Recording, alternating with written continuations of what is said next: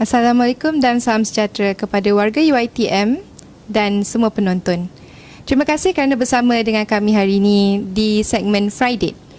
Pada hari ini, segmen Friday kita adalah bertajuk Klef bibir dan lelangit bukan hanya masalah kosmetik. Saya ingin memperkenalkan diri saya. Nama saya Dr. Nur Aina Akila binti Khairuddin dan saya adalah moderator untuk segmen hari ini. Saya adalah seorang pegawai pergigian di Pusat Perkhidmatan Pergigian di Hospital Al-Sultan Abdullah, UiTM. Dan hari ini kita ada bersama dengan Prof. Datuk Dr. Zainal Arif Abdul Rahman. Selamat pagi, Prof. Selamat pagi, Dr. Ana. Okay. Sedikit latar belakang tentang Prof. Beliau merupakan profesor di bahagian bedah mulut maxillofacial Fakulti Pergigian UiTM Sungai Buloh dan Senior Consultant Maxillofacial Surgeon di Hospital Al-Sultan Abdullah UiTM Puncak Alam. Beliau telah mendapatkan ijazah Sarjana Muda Bachelor of Dental Surgery BDS di University of Dhaka pada 1987. Oh, sebelum saya lahir, Prof. Wah. Saya dah tua.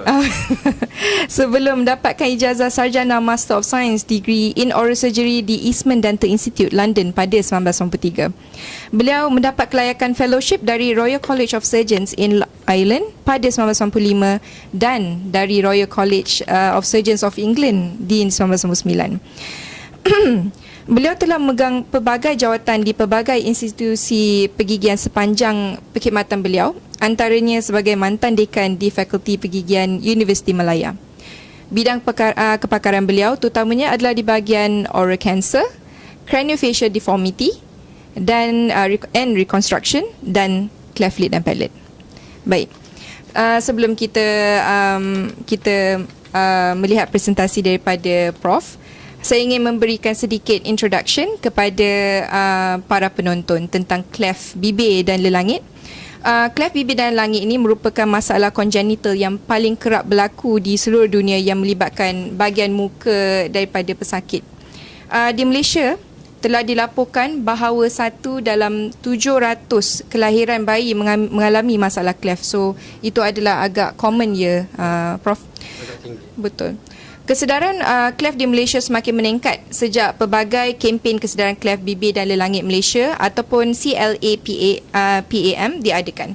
Dan terma klef juga telah dirasmikan oleh Dewan Bahasa dan Pustaka bagi menggantikan istilah sumbing yang digunakan sebelum ini. Hari ini saya ingin mengajak penonton untuk memahami dengan lebih mendalam tentang klef bibir dan lelangit dan mengapa ianya bukan hanya sekadar masalah kosmetik. Dengan ini saya mempersilakan Prof untuk presentasi. Terima kasih Dr. Aina. Bismillahirrahmanirrahim. Assalamualaikum warahmatullahi wabarakatuh dan selamat pagi semua. Terlebih dahulu saya ucapkan terima kasih kepada bahagian Sumber Manusia Hospital Al-Sultan Abdullah kerana memberi saya peluang untuk bercakap sedikit pagi ini mengenai masalah-masalah yang wujud di kalangan pesakit rekah bibir dan lelangit ataupun disebut sebagai klef bibir dan lelangit ya. Itulah istilah dahulu kita pakai sebelum pada dalam bahasa menerima pakai perkataan klef yang berasal daripada perkataan bahasa Inggeris. Kita gunakan perkataan rekah bibir dan lelangit ya, ataupun satu lagi kita gunakan perkataan sumbing bibir dan rekah lelangit ya. Apakah dia sumbing bibir dan lelangit? Sumbing bibir dan lelangit ini adalah merupakan kegagalan pembentukan bibir dan lelangit semasa dalam pembentukan janin. Janin manusia semasa dalam kandungan, lebih kurang dalam masa minggu ketiga ya. Minggu ketiga pembentukan bibir. Pada masa tersebut penyambungan bahagian-bahagian badan ya, janin tersebut tidak berlaku. Jadi berlakulah rekah bibir dan lelangit. Seterusnya, kadar kelahiran di serata dunia berlainan mengikut geografi masing-masing, ada agak berbeza. Sebagaimana yang disebutkan oleh Dr. Ana tadi, di Malaysia lebih kurang dalam 1 dalam 700 ya, agak tinggi ya. Dan kita termasuk dalam golongan Asia ya. Asia kadarnya juga sebagaimana disebut tadi lebih kurang 1 hingga dalam setiap 500 kelahirannya hidup.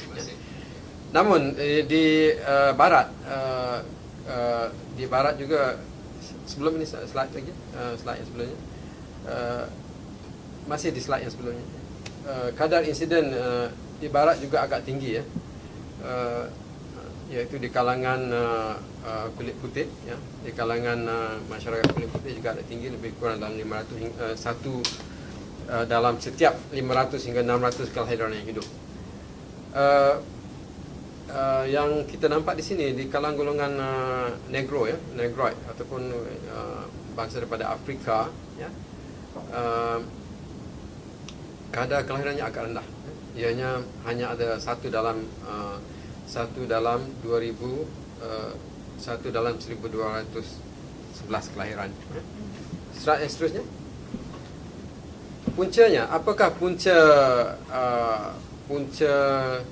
rekah bibir, bagaimana ia boleh terjadi? Ianya bergantung kepada persekitaran dan juga genetik. Genetik ini adalah kerosakan pada jin-jin yang manusia daripada ibu bapa dan keturunan sebelumnya ya, yang boleh yang melibatkan jin-jin yang melibatkan dalam pembentukan bibir dan langit telah rosak dalam berlaku pelbagai cara untuk jin tersebut rosak, ataupun berlaku gangguan-gangguan ya, kepada ibu semasa kejadian janinnya, terutama sekali dalam trimester yang pertama, dalam 3 bulan pertama. Mungkin berlaku ibu yang mengandung, ibu yang hamil mengambil ubat-ubatan yang boleh menyebabkan sumbing bibir, ataupun mempunyai beberapa amalan-amalan ya, pengambilan alkohol dan sebagainya, semasa yang berlebihan semasa dalam dalam 3 bulan yang pertama. Mungkin juga berlaku kedudukan bayi yang tidak betul dalam kandungan. Ini juga boleh mengganggu ya pembentukan bibir dan langit. Juga keadaan-keadaan di mana bayi tersebut sindromik ya. Contohnya dalam satu sindrom yang disebut sebagai Pierre-Robin ataupun sindrom atau Pierre-Robin sequence, ada satu lagi disebut sebagai Treacher Collins dan sebagainya.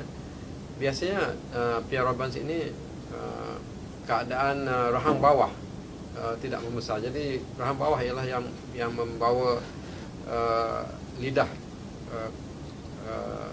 yang membawa lidah, yang di mana lidah tersebut lekat pada rahang bawah semasa berlaku pembentukan janin.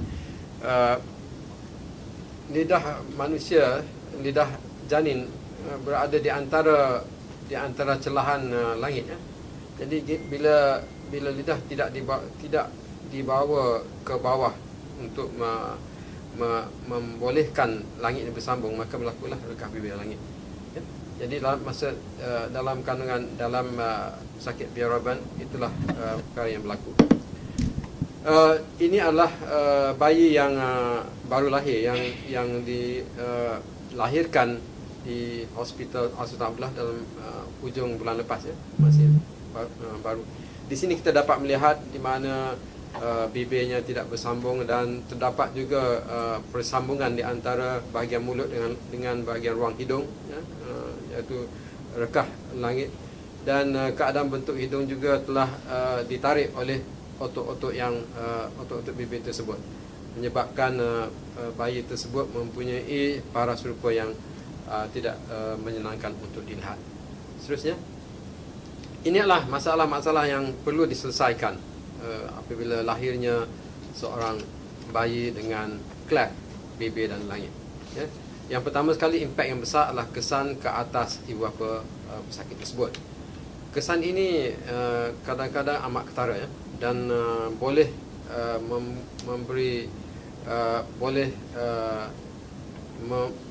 menyebabkan membawa kepada keruntuhan institusi rumah tangga ya, yang berlaku kadang-kadang, seringkali berlaku tuduh-menuduh di antara pelbagai pihak dalam keluarga ya, dan berlaku kemurungan ke atas ibu bapa, dan berlaku lagi pelbagai gangguan emosi ya, ke atas ibu bapa pesakit.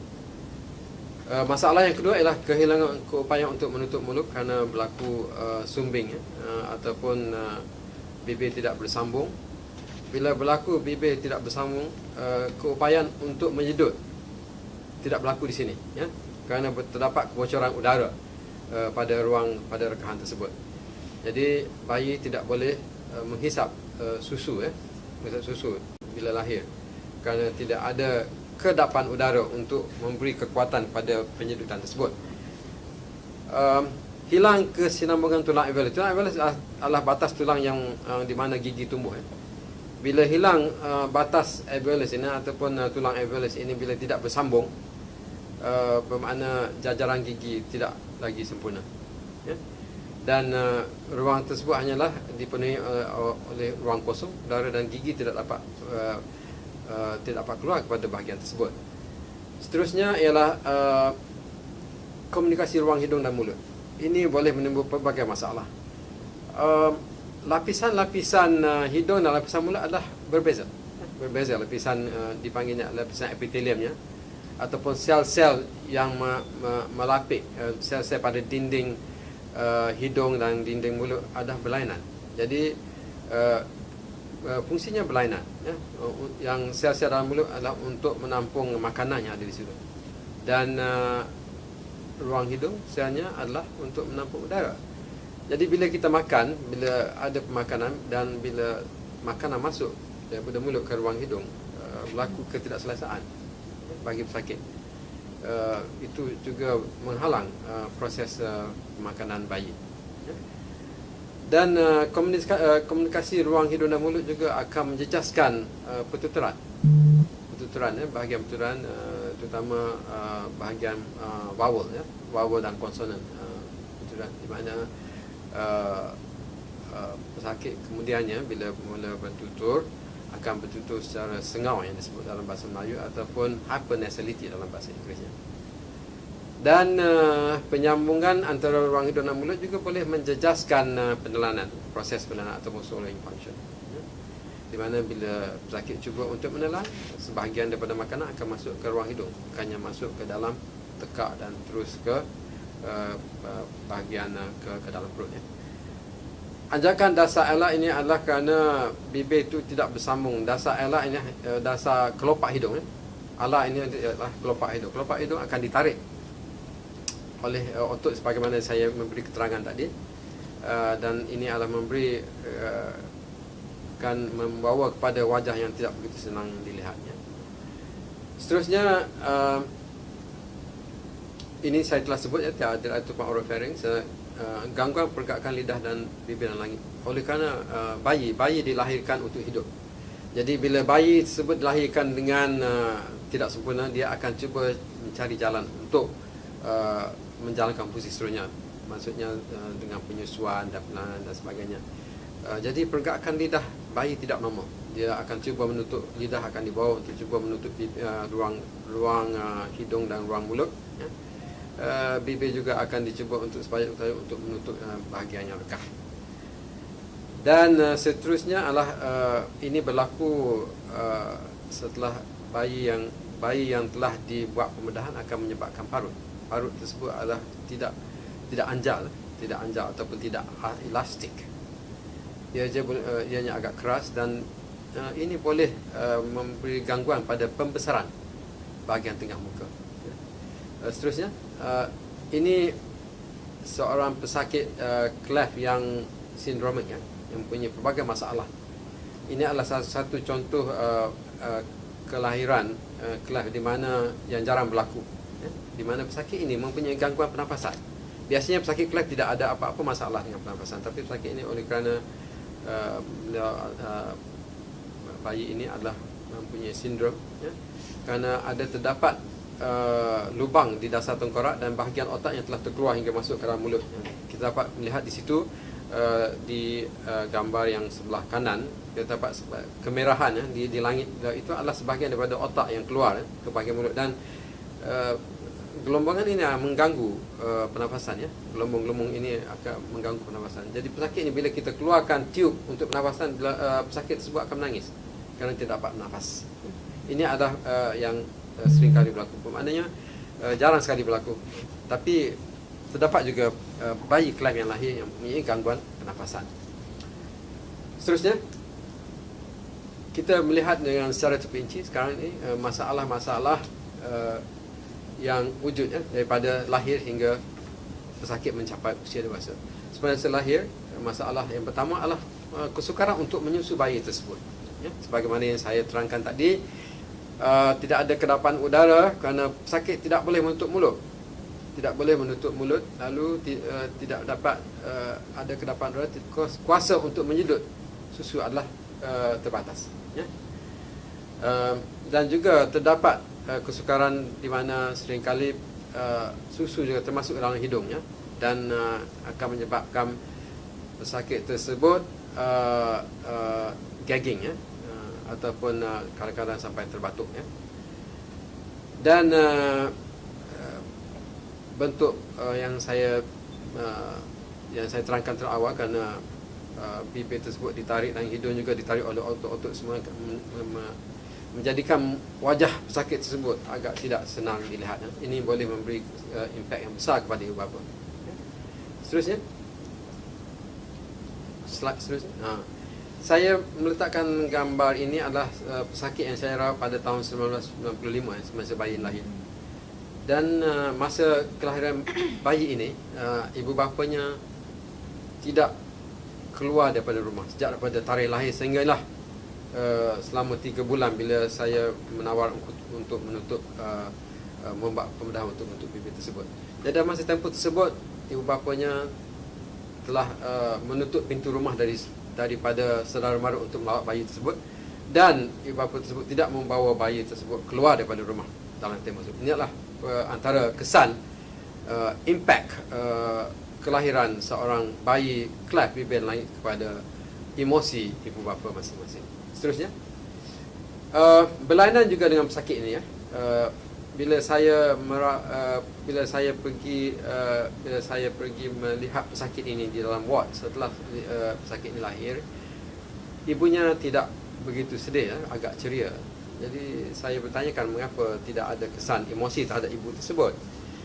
Jadi ibu tersebut menyatakan beliau telah menjalani antenatal counselling ataupun counselling sebelum bayi tersebut lahir. Dengan peralatan moden pada zaman ini, kita ada ultrasound boleh, di mana sumbing bibir atau cleft tersebut boleh dikesan sejak daripada ibu mengandung lagi. Pada tempoh tersebut kita cuba akan memberi counselling, ya, kepada ibu bapa dan memberitahu apakah yang perlu dibuat bila bayi tersebut lahir dan bagaimana untuk membesarkan bayi tersebut supaya untuk menghilangkan sebarang keruncingan.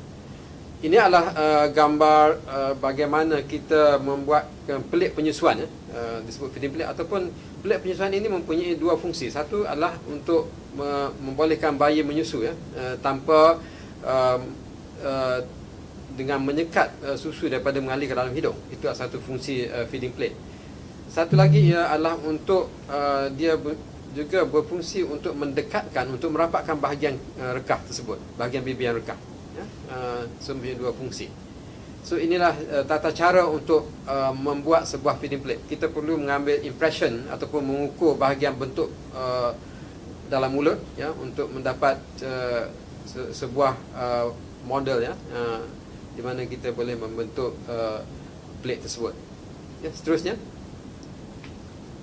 ini sebagai contoh adalah untuk menunjukkan bagaimana plate tersebut boleh merapatkan bibir yang jauh, bila pesakit tersebut memakai dalam masa tempoh 3 bulan, bila bayi tersebut telah dapat dijalankan pembedahan untuk membetulkan bibir bayi tersebut, kita telah dapat lihat di sini bibirnya sudah agak rapat berbanding dengan gambar yang pertama semasa lahir, ya. Ini adalah kesan daripada pemakaian pelik penyusuan. Namun saya perlu menjelaskan juga di sini kadar compliance ataupun kadar pemakaian pelik ini adalah agak rendah. Kebanyakannya bayi tersebut tidak akur, dan untuk memakai pelik tersebut Dan ibu bapa juga kadang-kadang tidak mempunyai semangat yang tinggi untuk terus memakaikan peralatan tersebut pada bayi. Seterusnya, ini adalah pelbagai gambar yang menunjukkan bahagian atas sebelah kiri, itu di mana plate penyusuan dipasang pada pesakit, dan pesakit yang bawah ini tidak boleh mendapat gangguan fungsi penelanan, tidak boleh menyusu secara botol dan secara sudu. Dan bila kita menyusu bayi ini, sebahagian daripada susu akan masuk ke dalam paru-paru. Jadi kita masukkan tube di sini yang disebut sebagai oral gastric tube. Tube ini adalah terus ke dalam perut bayi dan kita masukkan susu melalui tube tersebut. Dan di sebelah kanan ini adalah botol khas yang digunakan untuk menyusu bayi. Botol ini adalah berbagai bentuk dan ada satu yang sesuai, ya. Dan pihak Kelapam atau Persatuan Rekah Bibir dan Langit Malaysia, Kelab Bilik and Palate Association Malaysia, sangat aktif untuk memberi nasihat bagaimana cara untuk menyusu bayi. Bila sejak bayi lahir, kita sentiasa menasihatkan supaya ibu bapa menghubungi pihak Persatuan Kelab Bibir dan Langit. Seterusnya, semasa umur 3 bulan kita dapat menutup bibir bayi tersebut dengan secara pembedahan. Seterusnya, kita masih gunakan peraturan yang lama. Peraturan 10 ini peraturan yang lama untuk menentukan bahawa bayi tersebut adalah cukup selamat untuk dijalankan pembedahannya. Disebut di sini adalah 10 hemoglobin, itu kadar darah merah yang menunjukkan 10 bilangannya, dan 10 pound berat badannya. Kerana asalnya peraturan daripada British, so masih menggunakan sistem British ini, iaitu ukuran berat badan secara pound. 10 minggu lebih kurang 3 bulannya, dan bilangan sel darah putihnya dalam 10,000, iaitu normal. Dan 10 digit ini maknanya 10 jari, ya. Pesakit pun punya 10 jari. 10 jari ini juga boleh dikatakan sebagai satu perumpamaan yang menyatakan bahawa bayi tersebut tidak sindromik, ya. Seterusnya, ini adalah tata cara yang agak popular untuk pembedahan bibir, ya. Di sini terdapat satu kes cleft yang tidak lengkap, ya, makna incomplete cleft. Cleftnya hanya separuh di bahagian bibir dan tidak terus ke bahagian hidung. Dan cara ini adalah secara milad, yang agak popular.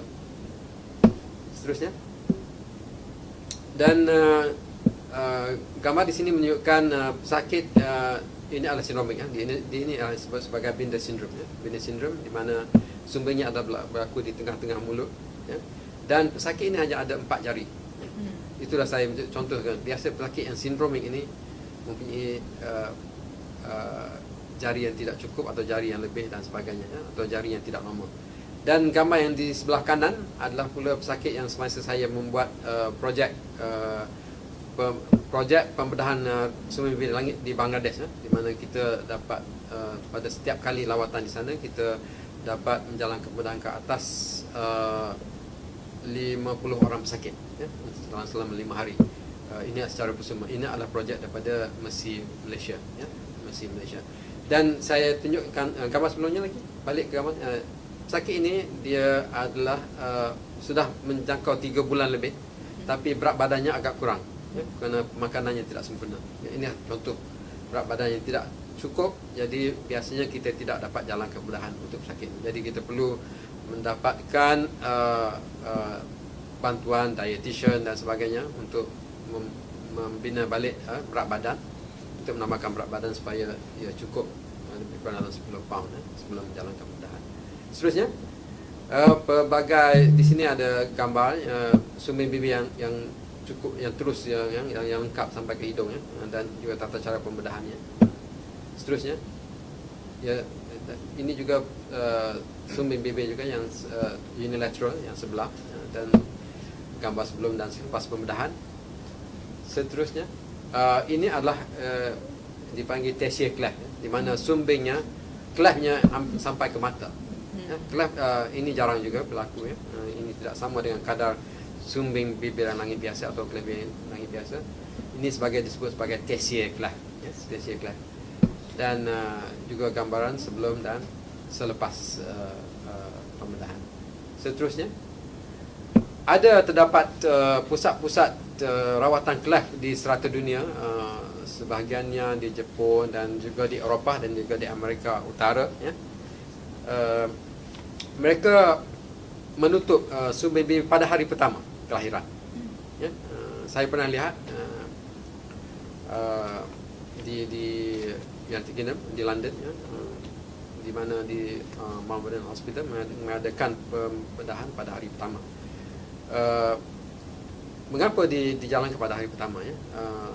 Kerana mereka mahukan ibu membawa pulang bayi yang hampir kelihatan normal untuk ditunjukkan kepada saudara mara. Itu pertama. Itu adalah memberi lebih moral, menambahkan moral kepada ibu bapa bayi tersebut. Satu lagi, pembedahan hari pertama ini dapat mengurangkan parut. Parut tidak berlaku, ya, untuk janin, untuk semasa bayi dalam perut tidak akan berlaku parut. Bila kita melukakan bayi dalam perut, dia tidak akan berlaku parut. Kerana proses-proses pembentukan janin itu adalah proses di mana berlaku luka dan penyembuhan, ya, di mana sebahagiannya dia akan jadi luka secara fisiologinya secara normal dan ada pencantuman. Jika diizinkan, jika Allah mengizinkan berlaku parut dalam janin, maka seorang janin akan lahir penuh dengan parut di muka, ya. Jadi parut tidak berlaku semasa pembentukan janin. Dan bila parut akan berlaku, sel-sel yang mengadakan parut mula mendapat pengalaman daripada sejak lahir hingga ke dewasa. Jadi semakin lama, semakin berusia kita, semakin sepatutnya semakin jelas parut tersebut. Jadi salah satu tujuan untuk menjalankan pembedahan pada hari pertama adalah untuk mengurangkan kesan parut. Mengapakah tidak begitu ramai, tidak begitu banyak pusat-pusat rawatan di dunia menjalankan pembedahan pada hari pertama? Ia adalah mempunyai risiko yang tinggi.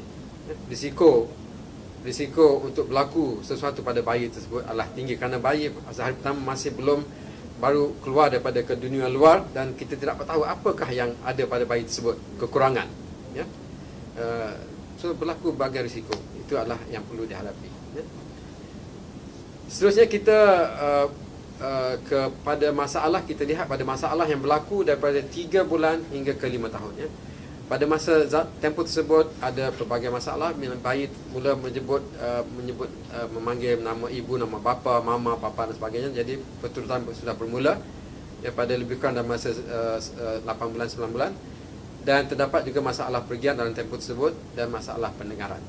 Seterusnya, ini adalah bayi yang tidak ditutup langitnya pada usia yang sepatutnya, ya. Bayi ini tidak mempunyai anak ini tidak mempunyai kemudahan, ya, di kawasan beliau untuk penutupan langit. Jadi penutupan adalah telah ditunda, ya. Bayi ini sudah berumur 6 tahun.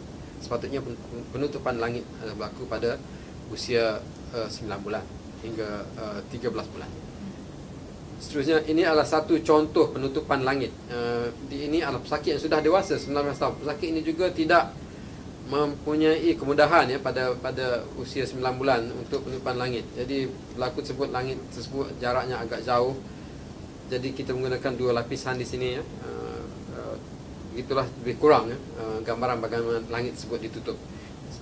Sebahagian daripada tisu yang di tepinya dibawa ke tengah dan dijahit. Seterusnya, di sini gambar ilustrasi ini menunjukkan bagaimana gangguan pendengaran berlaku pada pesakit cleft.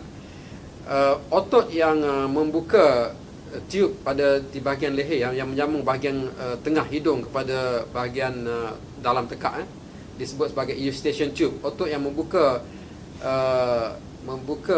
lubang angin ini, ya, ataupun tiub ini adalah merupakan otot langit. Jadi bila langit tidak bersambung, dia tidak mempunyai kekuatan untuk membuka, tidak mempunyai tarikan untuk membuka ruang tiub tersebut, ya, ataupun salur udara tersebut. Jadi salur udara tersebut, bila salur udara tersebut tertutup, berlaku penurunan tekanan pada ruang tengah telinga, dan bila berlaku penurunan tekanan di situ, air akan keluar. Cecair akan keluar dan cecair yang lama akan jadi kering dan berlaku penyumbatan pada bahagian tengah telinga dan seterusnya mengganggu pendengaran pesakit tersebut. Gambar yang sebelah kanan adalah kanan bawah, yang berwarna hijau itu disebut sebagai grommet. Grommet ini diletakkan dalam telinga oleh pakar telinga, hidung dan mulut ataupun ear, nose and throat specialist, ya.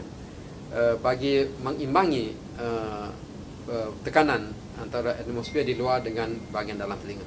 Dan ini dapat mengeluarkan cecair tersebut dan boleh membolehkan pesakit mendengar seperti biasa. Seterusnya, kita lihat pelbagai masalah pergigian bagi pesakit klef bibir dan langit. Biasanya pesakit klef ini berkaitan dengan genetik. Bila gangguan itu terdapat juga bila ada gangguan genetik, terdapat juga gangguan pada bahagian-bahagian organ lain, termasuklah gigi tersebut. Dan seringkali terdapat kekurangan gigi, gigi yang lebih, dipanggil sebagai supernary, gigi yang tidak normal bentuknya, dan gigi yang tumbuh dan lewat dan tidak dapat keluar langsung, dan gigi yang senang rosak yang disebut sebagai hypoplastik, dan pada bayi sering berlaku kerosakan karies yang disebut sebagai lubang-lubang gigi sering berlaku kerana terlalu banyak mengambil gula kerana bila kita seorang ibu bapa, sepasang bapa yang punya anak yang cacat, bila anak ingin mengambil gula berlebihan, tidak ada bapa tersebut tidak sanggup untuk menyekatnya, jadi bayi tersebut akan berakhir dengan pengeluaran gula yang banyak, high sugar intake, dan menyebabkan karies, ataupun lubang-lubang pada gigi tersebut. Ini adalah satu contoh gigi yang pesakit klef yang tidak dirawat, yang tidak dirawat daripada lahir sampai pesakit tersebut berusia 20-an, awal 20-an. Pesakit ini datang pada saya berusia 20-an. Terdapat jajaran yang tidak sempurna, gigi yang keluar tidak mempunyai kedudukan yang betul, dan terdapat juga di celah itu terdapat sebuah gigi yang disebut sebagai, ini adalah gigi supernumary, di celah rekah tersebut, gigi yang tambahan. Seterusnya, jadi kita ke bayi tersebut terus membesar, dan sekarang kita lihat apa yang berlaku pada bayi tersebut bila sampai ke zaman kanak-kanak dari usia 5 hingga 10 tahun. Pada masa ini terdapat berbagai masalah yang wujud. Salah satunya gangguan gigitannya ataupun oklusi. Gigitan gigi tidak, cara gigi atas dan gigi bawah bertemu tidak sempurna seperti pesakit lain, tidak seperti individu lain. Tidak ada di antara gigi atas gigi bawah tidak ada kesempurnaan gigi tersebut bagi mengunyah dengan sempurna. Gangguan emosi untuk pesakit juga akan bermula bila pesakit mula ke sekolah, dan bertemu dengan kawan dan sentiasa mendapat ejekan dan sebagainya, dan mempunyai masalah untuk bersosial, kesukaran untuk mendapat teman dan sebagainya. Dan masalah pergian yang berterusan yang saya sebut tadi, di mana di mereka ini gigi khas sudah mula keluar, ada gigi yang tak keluar, dan juga terdapat masalah gigi yang lain seperti karies yang terlalu banyak, dan gangguan pembesaran sudah bermula. Gangguan pembesaran yang saya sebut tadi yang disebabkan oleh parut-parut pembedahan langit dan bibir, mengekang pembesaran pesakit tersebut dan menyebabkan bahagian tengah muka tidak dapat membesar ke depan. Dan rekah pada gusi ataupun kita panggil batas alveolus tadi menyebabkan jajaran gigi lah tidak sempurna. Seterusnya, ini adalah pesakit yang berusia 16 tahun yang tidak pernah dirawat. Bapanya tidak tahu, tidak mempunyai pengetahuan mengenai kemudahan rawatan kesihatan untuk pesakit rekah bibir ataupun klef bibir dan langit. Pesakit ini tidak ke sekolah. Saya rasa amat jarang sekali pada zaman ini untuk mendapat individu yang tidak ke sekolah dalam usia 16 tahun, dan beliau tidak tahu membaca kerana ibu bapanya takut untuk menghantar anak tersebut ke sekolah, takut untuk diejek dan sebagainya, masalah pergaulan, dan ibu bapa juga amat bimbang kepada gangguan emosi yang berlaku pada anak tersebut. Jadi saya berpeluang untuk menemui pesakit dan memberi tawaran untuk membuat pembedahan, dan kita dapat jalankan pembedahan pada usia 16 tahun. Itulah salah satu contoh gangguan emosi pada kanak-kanak klef. Seterusnya, ini gambaran ini menunjukkan rekahan pada batas alveolus atau gusi. Dapat di situ kalau kita dapat lihat ya, ada gap ataupun ruang, ada celahan di antara evaluasi tersebut, dan di mana di sini kita perlukan mengadakan graf tulang untuk menjadikan gusi tersebut sebagai satu unit supaya gigi dapat keluar. Seterusnya, graf yang kita jalankan adalah di mana graf tulang ini kita ambil daripada bahagian pinggul, bahagian punggung, tulang punggung. Terdapat banyak tulang sumsum di situ. Kita ambil tulang sumsum dan kita letakkan kepada gusi tersebut, dan tujuan untuk prosedur pembedahan ini adalah supaya gigi taring boleh keluar. Gigi taring yang lambat sikit keluar dapat keluar ke tempat yang rekah terdahulunya. Dan tujuan yang kedua adalah supaya dapat menyokong membentuk dasar tulang untuk menyokong kelopak hidung, kelopak hidung, supaya dia tidak collapse ataupun tidak jatuh ke bawah, tidak jatuh ke bawah. Yang ketiga, kita ingin membentuk satu evaluasi, satu unit supaya kita dapat membuat rawatan jajaran terhadap gigi tersebut. Yang keempat, kita perlu menutup lubang di antara ruang hidung dan ruang mulut supaya makanan tidak masuk ke makanan yang dalam mulut tidak masuk ke ruang hidung. Kerana selepas penutupan langit biasanya masih ada sisa ruang lubang-lubang yang kecil yang menyambung antara mulut dan hidung. Seterusnya, ini adalah sebagai satu contoh pembedahan di mana ada rekahan di antara gusi dan yang bawah itu adalah dapat dilihat sebagai banyak jahitan di situ, menunjukkan pembedahan graf tulang dijalankan. Seterusnya, salah satu contoh yang lain, graf tulang alveolus, rekahan antara gigi atas, terdapat rekahan pada gusi, dan gambar yang bawah adalah terdapat jahitan di situ selepas tulang diletakkan dan ditutup dengan tisu gusi pesakit. Ini adalah antara pembedahan di mana kalau kita tidak dapat menutup ruang di antara mulut dan hidung, kita boleh menggunakan sebahagian pada lidah. Lidah punya banyak tisu. Kita pinjam tisu lidah dan kita tampal kepada bahagian lubang tersebut supaya tidak ada penyambungan antara ruang mulut dan hidung. Seterusnya, sekarang kita melihat pula masalah yang wujud antara pesakit yang menjelang remaja, pesakit menjangkau usia remaja daripada 11 hingga 15 tahun. Di sini masih ada masalah pergian berterusan, masalah kesan psikologi, masalah juga perbezaan pertumbuhan rahang, kekangan pada pertumbuhan rahang tengah semakin ketara. Seterusnya, beberapa gambar di sini, ada 4 gambar yang ditunjukkan di sini adalah menunjukkan di mana kekangan pada pertumbuhan rahang tengah, dan dapat dilihat dengan jelas ini di mana kita lihat rahang bawah lebih menonjol ke depan. Sebenarnya rahang tengah yang tidak membesar ke depan. Jadi boleh memberi gambaran bahawa bila rahang tengah mempunyai kekangan untuk tumbuh ke depan, bila dilihat seolah-olah rahang bawah yang lebih ke depan di sini. Seterusnya, ini adalah satu pesakit saya yang tidak mempunyai masalah langsung. Saya juga agak kagum bagaimana pelbagai pembedahan jalankan tidak mempunyai kekangan antara pertumbuhan rahang tersebut. Jadi kekangan pertumbuhan rahang tengah ini tidak berlaku pada semua pesakit. Ada pesakit yang tidak mempunyai kekangan, tapi ianya hanyalah pada sebilangan kecil. Seterusnya,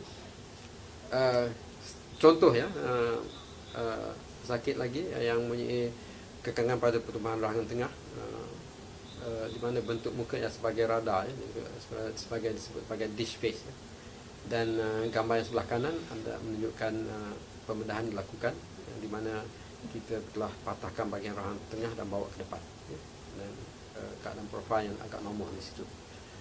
Seterusnya, satu lagi pesakit sumbing bibir pada usia dewasa yang mempunyai kekangan pada pertumbuhan rahang tengah, dilihat pada gambar di atas sebelum pembedahan. Yang di bawah tersebut adalah selepas pembedahan, yang di mana yang baju biru tersebut adalah selepas pembedahan dan baju putih adalah sebelum pembedahan. Terdapat perbezaan di mana rahang atas telah dibawa ke depan. Seterusnya, gambar bahagian depan dilihat ini sebagai perubahan ketara selepas pembedahannya.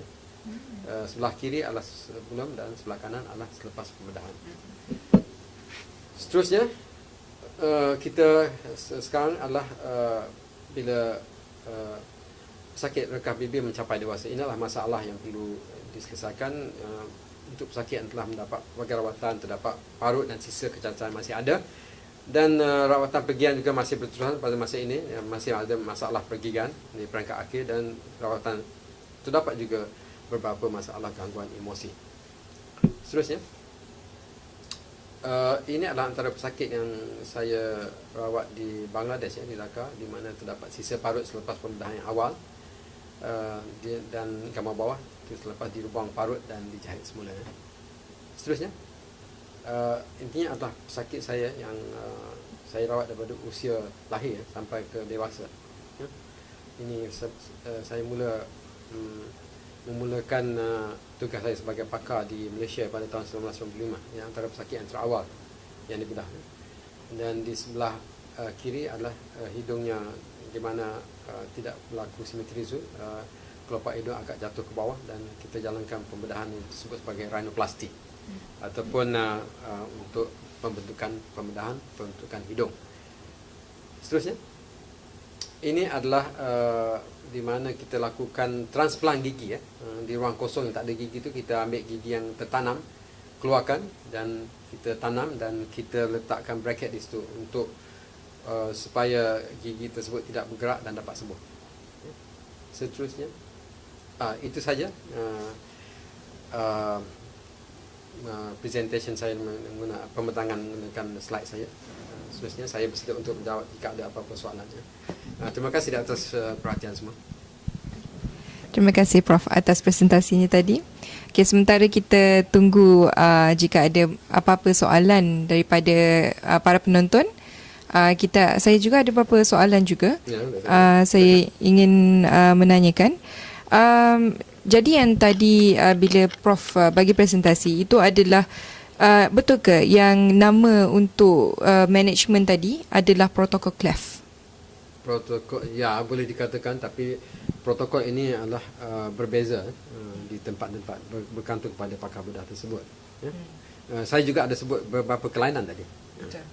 Tapi di Malaysia yang agak popular protokolnya memang begitu. Betul. Ya? Okay. Dan juga apakah kategori atau klasifikasi yang paling umum kita gunakan untuk cleft? Klasifikasinya agak popular disebut sebagai LAHSA, ya. LAHSA, LAHSA. Betul. LAHSA. Ya? Itu digunakan. L untuk digunakan sebagai lip ataupun bibir. Lip, LALL. A adalah alveolus, H adalah hard palate, S adalah soft palate, dan A adalah alveolus. Ya, alveolus ini, LAHSA ini ditulis sebagai huruf besar jika berlaku cleft yang sempurna, dan yang tidak sempurna ditulis sebagai huruf kecil. Ya. Jadi kenapa ada alveolus dua sel? Kerana alveolus itu adalah sebelah kiri dan sebelah kanan. Sebelah kiri dan sebelah kanan. Sebelah kiri dan sebelah kanan. Klasifikasi ini digunakan pakai di seluruh dunia, memang paling popular di dunia, ataupun hanya dipakai di beberapa negara sahaja? Saya rasa ia agak popular, mungkin terutama sekali untuk tujuan penyidikan, supaya ianya adalah setara ataupun konsisten. So LAHSA agak popular dipakaikan, dan di sini juga kita galakkan di kalangan pengamal dan juga pelajar-pelajar pasca ijazah untuk menggunakan klasifikasi ini dalam komunikasi klinikal. Okey. Seorang kanak-kanak yang dilahirkan dengan cleft bibir dan lelangit itu memerlukan rawatan yang kompleks dan berpanjangan, bermula sejak lahir sehingga berumur sekurang-kurangnya 20 tahun. Saya difahamkan di dalam rawatan yang management tadi tu, kita seorang pesakit tu akan bertemu dengan pelbagai pakar. Betul.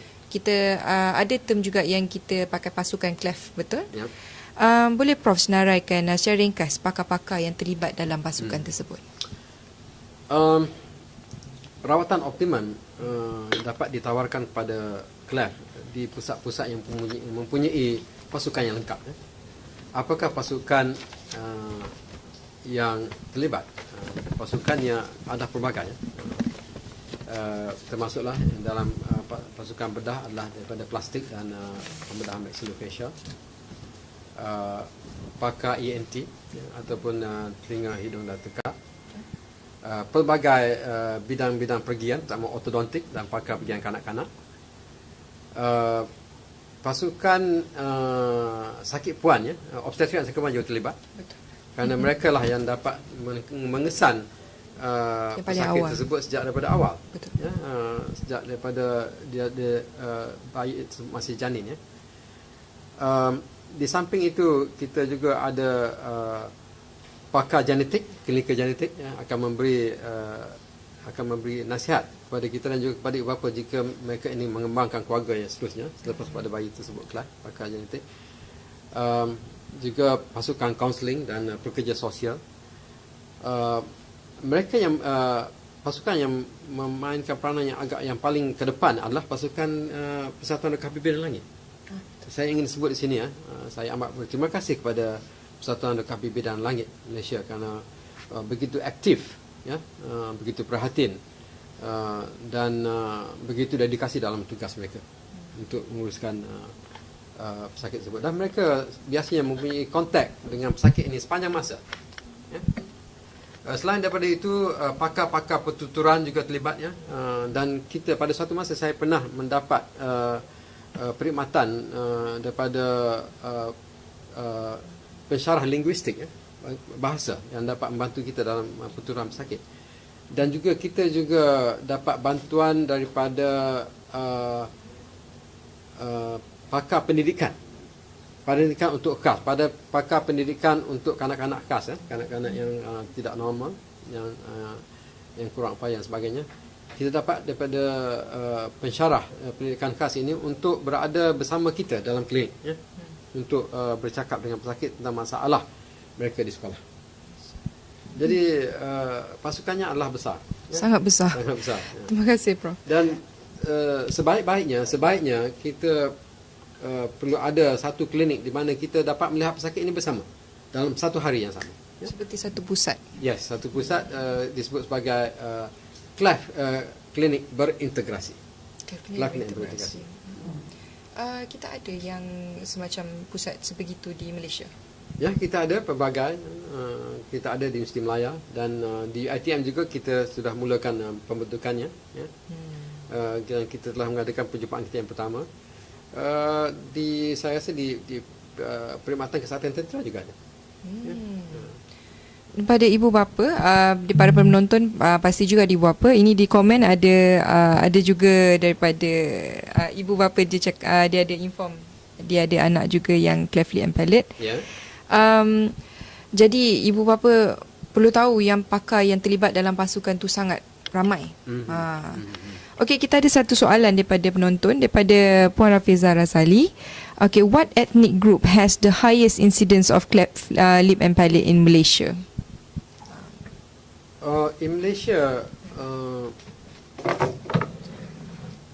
the Chinese got higher than the Malay. The Chinese is the highest. Oh, that's surprising. Oh, Second one is the Malay, and then the third one is Indian. Indian, I see. Okay.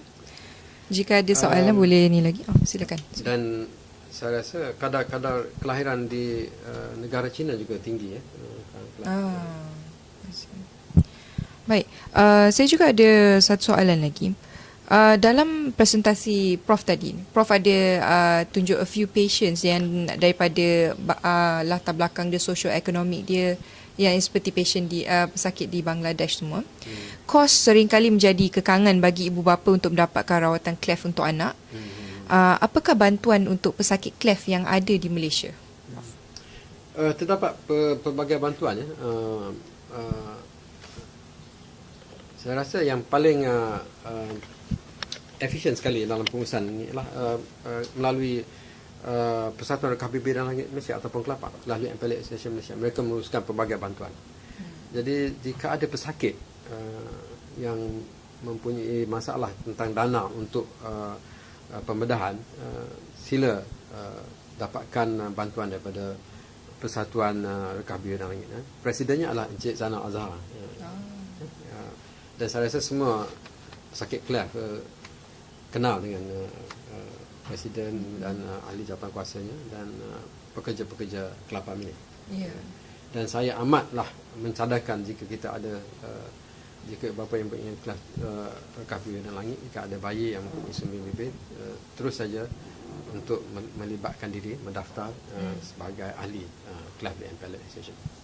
Saya sendiri adalah ahli seumur hidup untuk Persatuan Rekah Bibir dan Langit Malaysia.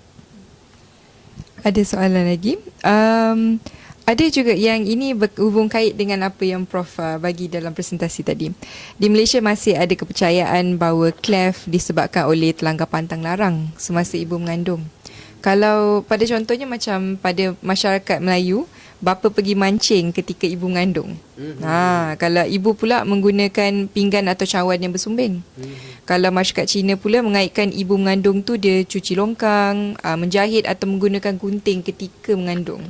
Apa pendapat Prof tentang persepsi masyarakat Malaysia tentang stigma cleft ni dan apa yang kita boleh bantu untuk ibu bapa ini? Semasa saya kecil juga saya pernah mendengar tentang cerita-cerita begini. Di kampung saya biasanya kalau sesiapa yang pergi mengal, biasanya kalau yang mendapat biasanya yang pergi mengal ikan, tapi bila dapat labi-labi bila dapat labi-labi dia sukar untuk membuang mata ikan tersebut daripada mulut. Labi-labi. Dan biasanya yang pengahat itu akan dia akan memotong mulut. Biasanya yang dikaitkan dengan bila dibuat perlakuan tersebut, dia akan, jika isterinya mengandung, akan mendapat anak kelab. Itulah kepercayaan seperti dulu. Jadi kepercayaan begini saya rasa ada kesannya terhadap bila lahir bayi tersebut. Jadi saya rasa perlulah diberi pengajaran kepada masyarakat mengenai secara mekanisme yang saintifik bagaimana berlakunya kelab. Betul. Supaya tidak ada kita dapat menjauhkan daripada kepercayaan yang sebegini. Dan sekarang ini terdapat juga sistem perkhidmatan obstetrik kita, kesihatan kita telah agak canggih, dan di mana ibu sentiasa diberi nasihat semasa mengandung mengenai apa yang perlu dielakkan dan sebagainya supaya tidak berlaku anak yang sumbing. Betul. Ini adalah termasuk dalam pakej semasa ibu mengandung, perkhidmatan khidmat nasihat semasa ibu mengandung. Para penonton juga pasti mempunyai kenalan ataupun ahli keluarga ataupun sesiapa yang mereka kenal yang mempunyai cleft, sebab di Malaysia dia agak common. Jadi saya ingin bertanya juga, kalau untuk pesakit yang cleft yang tidak pernah mendapatkan rawatan cleft daripada kecil, seperti yang Prof ada tunjuk beberapa tu, adakah rawatan itu lebih sulit untuk kita, asal mesti pesakit tu telah datang dan mempunyai pelbagai masalah, terutamanya di pergigian, di pertuturan dan juga estetik pada muka. Adakah rawatan lebih sulit itu, Prof? Tidak selalunya, tapi kebanyakannya lah ada agak sulit, kerana bila kita tidak ada, contohnya bila langit tidak ditutup pada usia 9 bulan, pertuturan sudah menjadi tidak normal untuk pesakit tersebut. Jadi bila kita tutup langit pada usia 19 tahun umpamanya, bila sudah agak dewasa, pesakit tersebut telah begitu sudah ada cara pertuturannya sendiri yang sudah tidak dapat diubah. Jadi bila kita berlangit, pertuturan masihnya tidak dapat dibaiki. Hanya ada sedikit perubahan. Walaupun selepas terapi pertuturan masih ada sedikit ketidaksempurnaan pada pertuturan tersebut, kerana dia telah begitu lama dengan bersesuaian dengan pergerakan lidah dan bibir yang sebelumnya. Betul. Semasa langit sebelum. Itu sebagai satu contoh. Tutupan langit juga agak sulit kerana dia agak jauh bila sakit itu besar. Yes.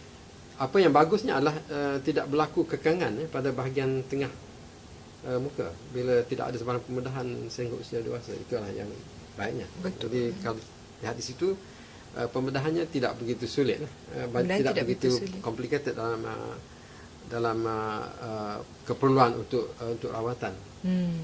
Dari satu segi ada kesulitannya, dari satu segi ada yang memudahkan. Tapi yang baiknya supaya ia adalah lebih memberi manfaat sepenuhnya pada perjalanan hidup pesakit tersebut, supaya mengikuti schedule rawatan yang telah ditetapkan. Betul. Itu pentingnya edukasi. Supaya mendapat hasil yang optimal. Betul, itu pentingnya edukasi kepada ibu bapa pada awal. Kita ada lagi satu soalan.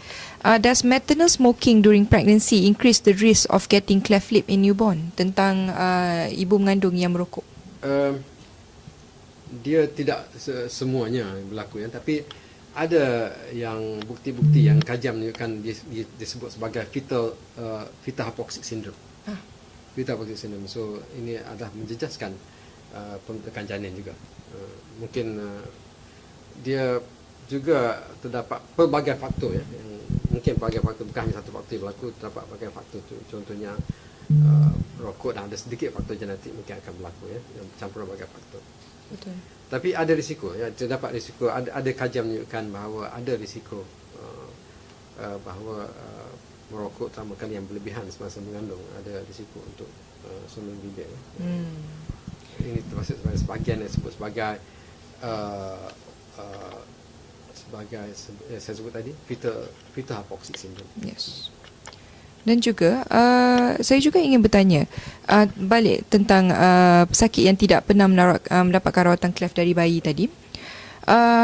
Untuk impak sosial dan psikologi pesakit cleft pastinya akan terganggu.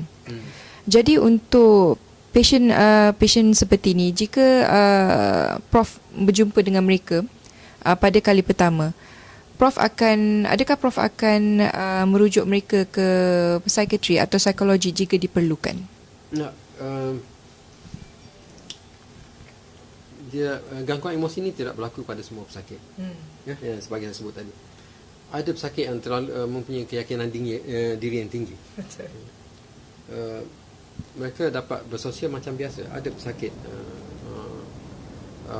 yang tidak perlu sebarang rawatan dan masih dapat mempunyai kawan yang ramai, dapat mencari rezeki yang halal seperti biasa. Masih ada yang keyakinan. Tapi yang tidak berkeyakinan, masih yang mengurung diri dalam rumah dan sebagainya, dapat juga gangguan tersebut. Dan ada juga pesakit yang saya inkongsikan di sini. Ada satu pesakit saya bila sudah sampai usia dewasa, bila hampir masuk ke universiti, masih ada sisa-sisa parut di mukanya dan ada sedikit kekangan pembentukan rahang tengah ya. Terdapat gangguan pembesaran rahang tengah dan terdapat perbezaan perbezaan rahang tengah rahang atas. Jadi profilnya tidak begitu optimum ya. Jadi saya menawarkan seterusnya saya ingin mengadakan pembedahan untuk menambah baik profil beliau ya, untuk menyamakan rahang tengah dengan rahang bawah dan untuk mengeluarkan parut. Dan jawapan sakit tersebut ada saya, dia kata saya tak perlu apa-apa pembedahan, saya akan memasuki kolej perubatan akan menjadi doktor. So sampai ke tahap tersebut sakit tersebut telah mendapat keyakinan diri, jadi tidak perlu lagi sebang pembedahan atau rawatan. Jadi keyakinan diri ini adalah berbeza. Betul. Daripada individu ke individu ya? Jadi dia case to case basis ya. Ada gangguan emosi sampai boleh menyebabkan gangguan emosi yang keterlaluan ya. Ada juga yang hampir boleh menyebabkan yang mengancam nyawa dan sebagainya, yang menyebabkan kemurungan dan pelbagai lagi. Pernah diberitahu terdapat seorang anak kecil, tidak di Malaysia, di luar negara, yang pernah diberitahu oleh guru saya terdahulu semasa saya di United Kingdom. Seorang anak yang berusia 12 tahun. 12 tahun. Ya, menulis nota kepada ibunya dengan hasrat untuk membunuh diri. Begitu ketara sekali kesannya. Betul. Ya? Kemungkinan persekitaran di sekolah ataupun di luar ya. Itu kepelbagaian itu boleh dikatakan ya, persekarahan berlainan, cara pembesaran dan sebagainya. Boleh menyebabkan kelainan yang gangguan dalam situ. Jadi betul lah yang seperti yang tajuk pada segmen Friday kita hari ni, cleft bibir dan langit itu bukan hanya masalah kosmetik. Dia ada selain daripada masalah kosmetik itu sendiri, ada pergigian, pertuturan dan juga di psychological aspek untuk sakit. Baik, sebelum kita sudah hampir sejam, Prof sudah bercakap. Terima kasih Prof. Terima kasih sebelum semua. Terima kasih kerana sudi mendengar ya, untuk penonton semua. Sebelum terima kasih juga kepada pihak bahagian semua Malaysia, Hospital Al Sultan Abdullah. Sebelum kita menutup segmen ini, saya ingin satu saja. Sebagai seorang pakar bedah mulut maxillofacial, apa pesanan Prof untuk ibu bapa dan juga pesakit cleft di Malaysia? Untuk pesakit cleft dan juga bakal ibu bapa pesakit cleft, kemajuan perubatan telah begitu jauh, terutama sekali dalam bidang rawatan sumber bibir langit ataupun cleft bibir langit ini. Sudah begitu canggih sekarang. Jadi saya rasa tidak perlu ada kerunsingan atau kerisauan dalam hati ibu bapa atau bakal ibu bapa pada masa depan untuk membesarkan anak tersebut. Kita mempunyai peralatan kelengkapan yang canggih, juga kemahiran pakar-pakar bedah di Malaysia yang membolehkan anak tersebut insya-Allah membesar sebagai individu yang biasa, yang normal, dan dapat seterusnya mencapai cita-cita masing-masing, untuk keluar menyumbang kepada negara, menyumbang kepada ekonomi dan berbagai khidmat negara, insya-Allah. Terima kasih Prof. Dan juga terima kasih kepada para penonton dan juga warga UiTM kerana bersama sehingga kami singgah akhir rancangan. Dengan itu, Assalamualaikum warahmatullahi wabarakatuh. Assalamualaikum warahmatullahi wabarakatuh. Wabarakatuh.